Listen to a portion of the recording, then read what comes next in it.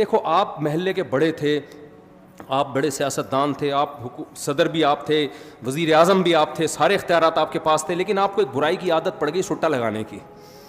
آپ چرس پیتے تھے. معذرت, آپ نہیں پیتے تھے, ایک مثال دے رہا ہوں.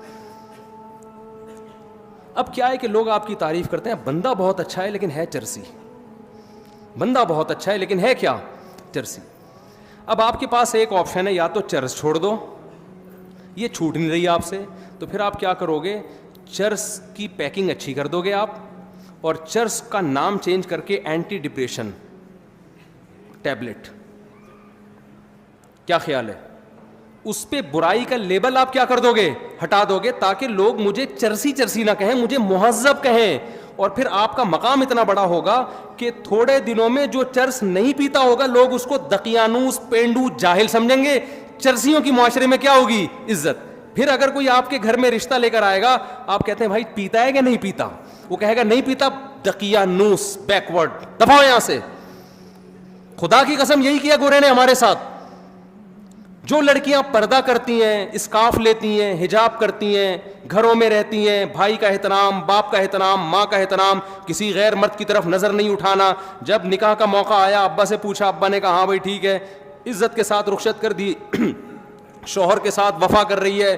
پھر میاں بھی بڑا اچھا ماشاءاللہ, وہ بھی نہ کسی خاتون کو نگاہ بھر کے دیکھتا ہے, نہ ٹکٹکی باندھ کے دیکھتا ہے. اسے پتہ ہے جی میرے گھر میں میری بیگم آ گئی, بہت اچھا. اور جناب خود بھی بڑا نمازی, پرہیزگار, حاجی, دفتروں میں جاتا ہے, ٹائم پہ جاتا ہے, ٹائم سے واپس آتا ہے, ایمانداری کے ساتھ جاب کر رہا ہے, لوگوں کی خدمت کر رہا ہے. تو ہونا یہ چاہیے تھا بھائی, زبردست انسان ہے. لیکن اس کو لبرل لوگ, پڑھے لکھے لوگ کیا کہیں گے, ایک نمبر کا کیا ہے, دقیانوس. گرل فرینڈ بوائے فرینڈ رکھ رہے ہیں لوگ, لڑکیوں سے دوستیاں ہو رہی ہیں, یونیورسٹیوں میں کو ایجوکیشن سسٹم ہے, فیمیل ٹیچر پڑھا رہی ہے اور لڑکے پڑھ رہے ہیں. اس کو ماڈرنزم سمجھا جاتا ہے, اس کو سمجھاتی ہے اچھا معاشرہ ہے جہاں عورت کی عزت ہو رہی ہے. سمجھ میں آ رہی ہے بات. برقع پہنا دی عورت کو, او ہو یہ لوگ تو ظالم ہیں. ابے عورت کو کمبختو برقع پہنا کے مردوں کی عیاشی رکتی ہے, عورت کی نہیں رکتی. عورت جتنا بے لباس گھومے گی مزہ تو مردوں کو آئے گا, عورت کو تھوڑی آئے گا. یہ عجیب قسم کی فضول قسم کا فلسفہ ہے کہ عورت کو کپڑوں سے آزاد کرنے کو عورت کی آزادی سمجھا جا رہا ہے. عورت جتنا کپڑوں سے آزاد ہوگی مزے کس کو آئیں گے, مردوں کو آئیں گے. جتنے کپڑے پہنے گی تو مردوں کے مزے خراب ہوں گے. مردوں کی عیاشی پہ لیبل کس کا لگا دیا, عورت کی آزادی کا. یہ گورے نے آپ کے ساتھ یہ کام کیا ہے. کمال کی بات ہے, ایک مسلمان جو اپنی بیوی کے ساتھ ساری زندگی وفا کرتا ہے, انڈے, آلو, پیاز, ٹماٹر, ہرا دھنیا, ادرک. آج پرچی میں کیا کیا لکھا ہوا تھا بھائی, آپ کے پاس آئی تھی نا پرچی, مجھے تو یاد ہو گئی. ایک دن تو میں نے جمعے کے دن جو ہے نا پرچی نکالی, وہ دعاؤں کے لیے پرچی دیتے ہیں, وہ میرے گھر کے سودے کی نکل آئی. اب میں بے دھیانی پڑھوں, 1 کلو آلو, 3 کلو ٹماٹر, تو ہمارا تو سارا دن کام ہی یہی ہے. ایک مرد, مسلمان مرد جو گھر میں بیوی کو ساری زندگی کھلاتا ہے اور پھر بھی تانے سنتا ہے, کیا آپ سے ملا کیا مجھے, وہ پھر بھی اس کو سہتا ہے, اس کی اولاد کی ساری زندگی خرچے اٹھاتا ہے, بچے کی پیدائش کا خرچہ اس کے ذمے, بچیوں کی ٹینشن یہ لے رہا ہوتا ہے. اب تو دامادوں کو بھی پال رہا ہے, صحیح ہے نا, شادی ہونے کے بعد ساری ٹینشنیں ایک مرد اٹھا رہا ہے. اس کا بیوی سے صرف یہ مطالبہ ہے کہ میری مرضی کے بغیر گھر سے باہر مت نکلو. اس کو دقیانوس قرار دے دیا, بیکورڈ, عورتوں کے حقوق کا محافظ نہیں ہے یہ, عورتوں پہ پابندیاں لگائی ہوئی ہیں, بیڑیاں باندھ کے رکھا ہوا ہے. اور گورا جو کمبخت اپنے خرچے پہ, شکر ہے کمبخت کا انگلش میں ترجمہ نہیں ہے, ورنہ گورے بھی کچھ بیان سنتے ہیں نا, ان کو کیا پتا کمبخت کا کیا مطلب ہے. اگر آپ سے کوئی ٹرانسلیشن کروائے تو اس کو بولے قابل احترام, ہاں, کیونکہ بعض دفعہ گورے بھی سن رہے ہوتے ہیں, رپورٹیں آئی ہیں اس طرح کی. تو گورا کمبخت ساری زندگی عورت سے مزے اڑائے گا, ساری, بالغ ہوتے ہی گرل فرینڈ پہ کوئی خرچہ ہوتا ہے, کوئی خرچہ نہیں ہوتا ان کا. یہ آپ لوگ کے وہم ہے کہ گرل فرینڈ پہ, ان کے گرل فرینڈ پہ بھی 5 روپے بھی خرچ نہیں کرتے. گرل فرینڈ برگر کھائے گی اپنے پیسوں سے اور لڑکا برگر کھائے گا. ہمارے ہاں تو گرل فرینڈ میں آدھے ہو جاتے ہیں لوگ. وہ ایک آدمی گیا نا گرل فرینڈ کو لے کر ہوٹل پہ, کہتا ہے اللہ کے نام پہ 2 دودھ پتی دے دے. اس نے کہا کم بخت دوسری دودھ پتی کس کے لیے, اور اللہ کے نام پہ کیوں مانگ رہا ہے, کہہ رہے یار وہ گرل فرینڈ آئی ہوئی ہے. تو کہا کمبخت تو اتنا غریب ہے تو گرل فرینڈ کیوں رکھی ہوئی ہے تو نے؟ کہہ رہا رکھ کے غریب ہو گیا ہوں پہلے نہیں تھا. اتنا خرچہ کیا اس کے اوپر. گرل فرینڈ پہ پھر بیوی پہ تو اس سے بھی زیادہ خرچے ہیں. اس کے تو ماموں جب آئیں گے تو ان کے لیے سموسے لے کر آؤ, اس کے پاپا آئے ہوئے ہیں تو ان کے لیے رول لے کر آؤ, اس کے چاچا آئے ہوئے ہیں تو اس کے لیے جلیبیاں لے کر آؤ, ان کو یہ پسند ہے, ان کو وہ پسند ہے. ایک طویل سلسلہ لامتناہی, نہ ختم ہونے والا سلسلہ. ان کو کیا کہہ دیا گورے نے؟ بیکورڈ. عورتوں کی زنجیریں باندھی ہوئی ہیں.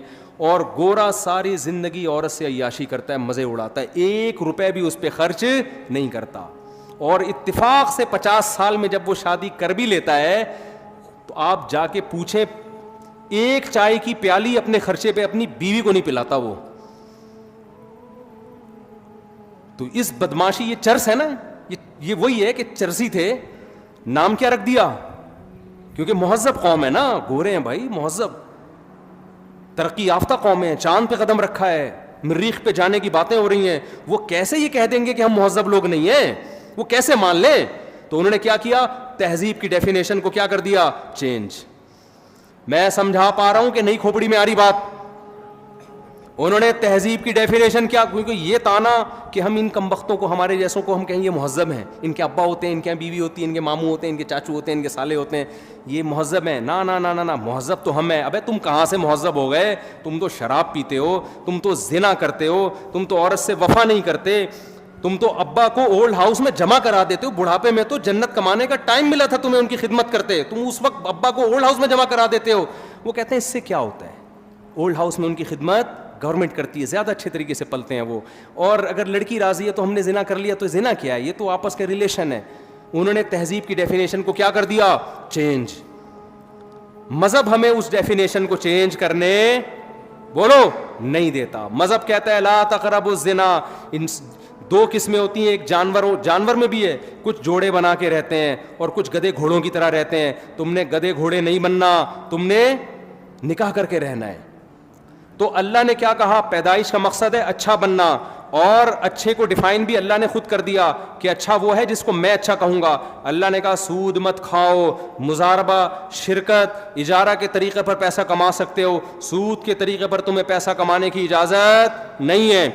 اللہ نے کہا کہ یہ تمہارا باپ ہے, اس کے سامنے تم نے اف کیا تو تم اللہ کی نظر میں برے لوگوں میں شامل ہو جاؤ گے.